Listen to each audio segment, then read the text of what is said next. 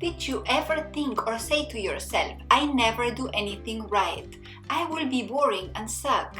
Nobody is interested in my ideas. Anyone could do this better than I do. Today, we'll talk about how to overcome self-criticism.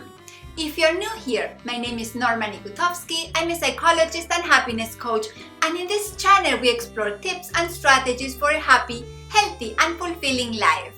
The problem with self-criticism is that it will hold us back from creating a meaningful life.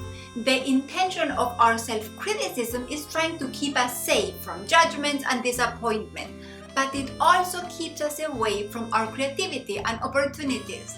Self-criticism will keep us in a self-defeating circle of never trying anything new or meaningful. It is important to overcome self-criticism because when we start to look for negative aspects in ourselves, we will find more and more. Self-criticism can lead to depression, stress, self-harm, or anxiety. So let's start with defining self-criticism. What is self-criticism? Self-criticism is a mental habit of negatively analyzing and judging ourselves and our actions. It is a strategy for coping with the imperfections associated with an inferior or inadequate perceived self.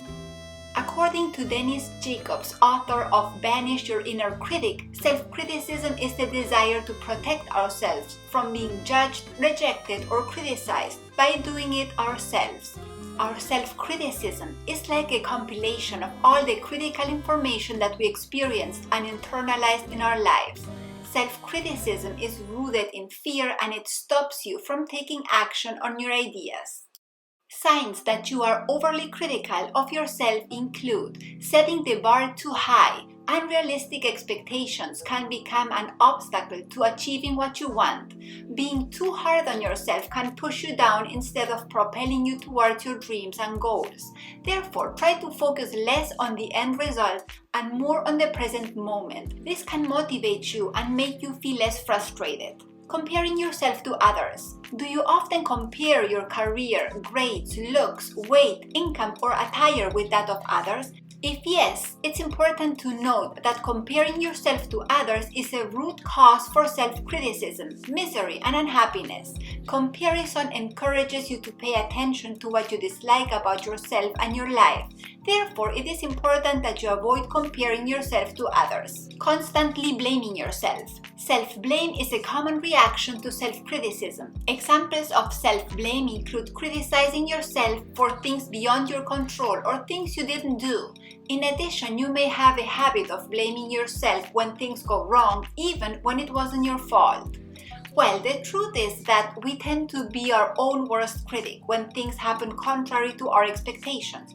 That said, you can overcome self-criticism by dealing with the should have or could have mentality. Constantly blaming yourself can also be through negative self-talk. Rejecting compliments. How do you normally handle compliments? Do you regularly push away the praise instead of accepting it and letting it sink in? Well, another good example of self-criticism is pointing out your flaws whenever someone compliments you.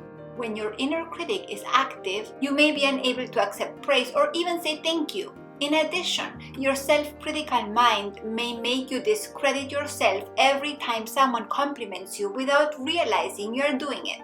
It's possible to break such a habit and begin to appreciate compliments. 5 tips on how to overcome self-criticism. We can train our mind to ignore self-criticism and instead focus on all the positive aspects of ourselves. If you have been finding yourself stuck in an endless loop of negative thoughts, here's what you need to do. 1. Stop negative thoughts. Thought stopping is one of the best secrets of how to overcome self-criticism and get rid of negative thoughts. Interrupting your thoughts helps you change how you think about yourself and makes you feel better. You can say to yourself, stop, whenever your inner voice begins to become negative. It is important to know that changing your negative thought patterns can take time. 2. Be realistic. Another strategy for how to overcome self-criticism is to replace negative self-critical thoughts with positive realistic statements. For instance, if you set a goal, be realistic about it by giving yourself sufficient time to achieve it. In other words, it's important to note that achieving success takes time. Instead, Focusing on the present and paying attention to the necessary steps can help you move closer to your goal. In addition, avoid putting pressure on yourself, as that can lead to self-criticism and guilt feelings. 3. Avoid perfectionism. Another secret of how to overcome self-criticism or your inner critical voice is letting go of the need to be perfect. It's alright to set high standards for yourself, but falling short of your goals and expectations can make you feel worthless.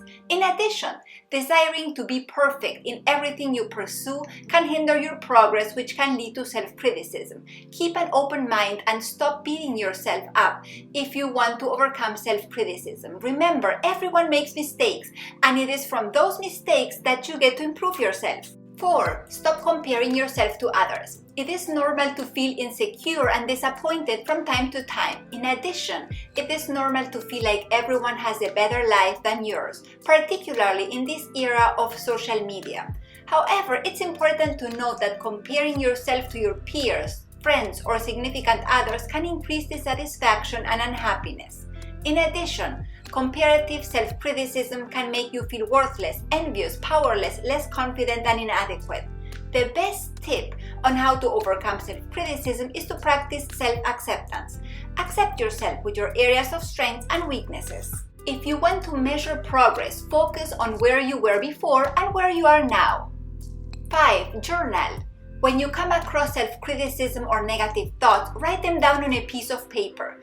Writing your ideas on paper has more benefits than typing them on a screen. When you write your ideas on paper, your brain is able to focus, engage, process, remember, and learn from the information. Ask yourself questions such as, why did this critical thought come to my mind? Is this helpful? Would someone really say or think something like this? Is there a specific person who would say something like that? Did someone actually say those words to you before? Ask and answer every question related to that specific criticism that comes to your mind. One area I would criticize myself was my accent. As English is not my first language, there are some words that are difficult to say, and my kids are always correcting me about how to say the words the right way. So I try my best, and that's all I can do. So what is one area you could be gentler with yourself? Let me know in the comments below. If you found this information useful, remember to like, subscribe, and hit the bell button so you get notified every time I upload a new video. Thank you for watching, and see you next time.